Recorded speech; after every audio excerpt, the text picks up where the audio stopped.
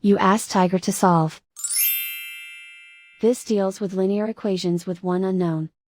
The final result is t equals -3. Let's solve it step by step. Simplify the expression. Simplify the arithmetic.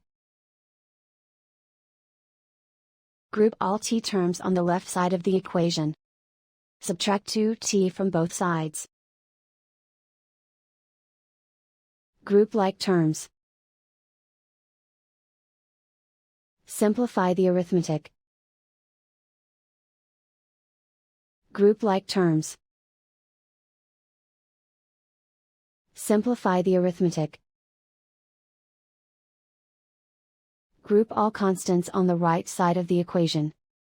Add 4 to both sides. Simplify the arithmetic.